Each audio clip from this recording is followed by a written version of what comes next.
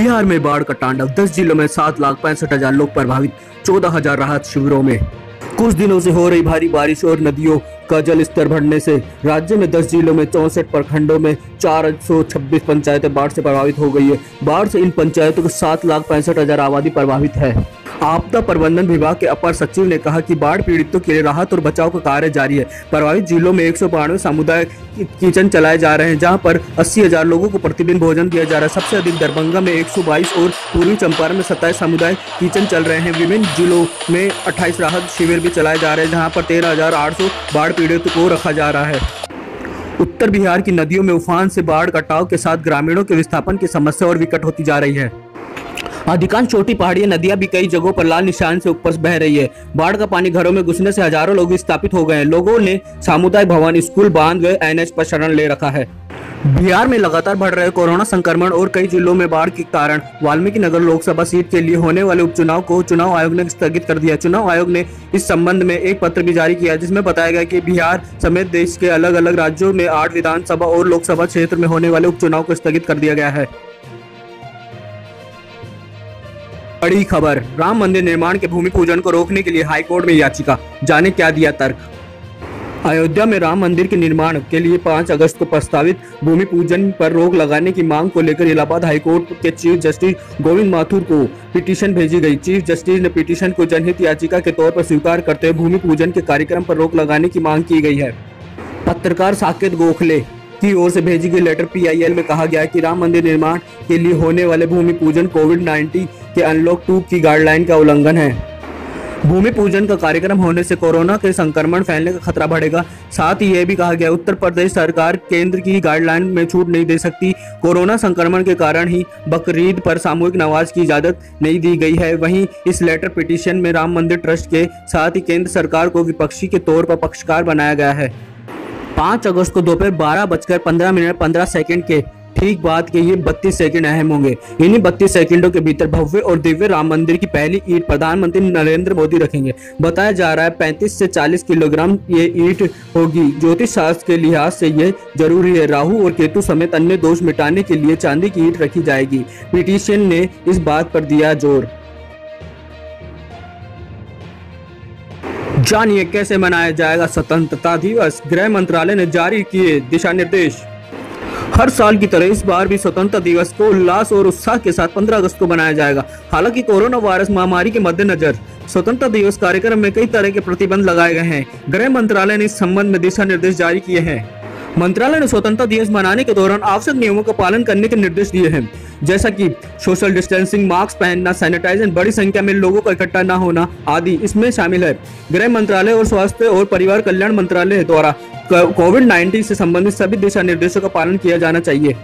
मंत्रालय के अनुसार सुबह 9 बजे प्रधानमंत्री द्वारा राष्ट्रीय ध्वज फहराया जाएगा, राष्ट्रगान बजेगा, प्रधानमंत्री द्वारा स्वतंत्रता दिवस का भाषण होगा और इसके बाद गुब्बारों को आसमान में छोड़ा जाएगा। 15 अगस्त की दोपहर को राष्ट्रपति भवन में जो होम कार्यक्रम होता है उसमें भी इस बार नियमों को ध्यान में रखा जाएगा। इस बार स्वतंत्रता दिवस की थीम को कोविड वॉरियर के तौर पर रखा गया है। गृह मंत्रालय ने सभी राज्य सरकारों और केंद्र शासित राज्यों को 15 अगस्त को लेकर गाइडलाइन भेज दी है, जिसमें राजधानी, जिला, ब्लॉक स्तर पर किस तरह से कार्यक्रम मनाया जा सकता है।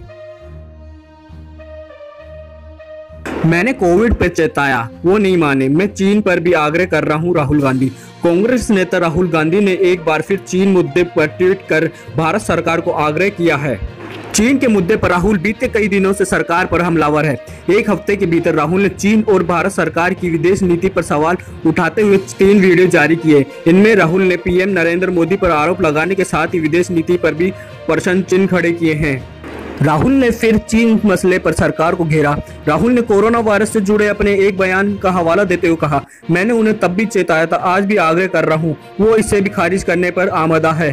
कांग्रेस के पूर्व अध्यक्ष ने कहा, मैं जानता हूं कि प्रधानमंत्री प्रतिद्वंदी है, मेरी जिम्मेदारी उनसे प्रश्न पूछने की, मेरा दायित्व है कि मैं प्रश्न पूछूं, दबाव डालूं ताकि वो काम कर सके। उनकी जिम्मेदारी है कि वो दृष्टिकोण दे, जो कि नहीं हो रहा है। उन्होंने कहा, मैं दावे से कहता हूं कि दृष्टिकोण नहीं है और इसलिए ही आज चीन भारत भूमि पर घुसा है। अब आगे की खबर, एम्स में कोवैक्सीन का ट्रायल, 30 साल के पुरुष को दी पहली डोज। दिल्ली स्थित एम्स में कोरोना वैक्सीन कोवैक्सीन का ट्रायल शुरू हो गया है। वैक्सीन की पहली डोज 30 साल के पुरुष को दी गई है। ये वैक्सीन भारत बायोटेक कंपनी ने तैयार की है। एम्स में कोरोना का स्वदेशी वैक्सीन कोवैक्सीन का ह्यूमन ट्रायल शुरू हो गया। पहले फेज में 375 वॉलंटियर को ये वैक्सीन दी जाएगी। दिल्ली के एम्स में 100 वॉलंटियर पर इस वैक्सीन का ट्रायल होना है। इससे पहले 50 लोगों को वैक्सीन दी जाएगी। बताया जा रहा है कि वैक्सीन देने के बाद शख्स को 2 घंटे तक निगरानी में रखा जाएगा। इसके बाद उसे घर भेज दिया जाएगा। हालांकि घर पर भी वॉलंटियर को 7 दिनों तक करीब से नजर रखी जाएगी। बता दें कि एम्स में फिलहाल वैक्सीन के ट्रायल के लिए वैक्सीन की खुराक दी जाएगी। अगर रिजल्ट उत्साहजनक रहे तो फिर डेटा मॉनिटरिंग कमेटी में भेज दी जाएगी। सब कुछ ठीक रहा तो बाकी बचे लोगों को वैक्सीन दी जाएगी। सीएम गहलोत ने शुरू किया राजभवन में ड्रामा, जाने पर्दे के पीछे की राजनीति। सीएम अशोक गहलोत जयपुर के भारी क्षेत्र में स्थित एक होटल से ये विधायक बसों से दोपहर लगभग 2:30 बजे राजभवन पहुंचे। ये विधायक विधानसभा का सत्र बुलाने के लिए राज्यपाल कालराज मिश्र से सामूहिक आग्रह करने पहुंचे हैं। सीएम अशोक गहलोत करीब 103 विधायकों के साथ राजभवन में डटे हुए हैं। सीएम विधानसभा का सत्र तत्काल बुलाना चाहते राज्यपाल ने कहा, वजह बताइए। सुप्रीम कोर्ट और हाई कोर्ट में सचिन पायलट गुट को मिली है फौरी राहत। इसके बाद सीएम अशोक गहलोत विधानसभा में साबित करना चाहता है अपना बहुमत। हाईकोर्ट और सुप्रीम कोर्ट के आदेश के बाद सचिन पायलट गुट के लोगों को फौरी राहत मिल गई है, जो कि एक तरह से अशोक गहलोत खेमे की सांकेतिक हार मानी जा रही है, क्योंकि गहलोत खेमा इन बागी विधायकों को बर्खास्त करना चाहता है, जो फिलहाल पूरी तरह नहीं दिख रहा है। इस वजह से सीएम अशोक गहलोत विधानसभा में शक्ति प्रदर्शन करना चाहते हैं। सूत्रों का यह भी कहना है कि अशोक गहलोत का खेमा विधानसभा के जरिए पायलट गुट के विधायक को बर्खास्त करना चाहते हैं।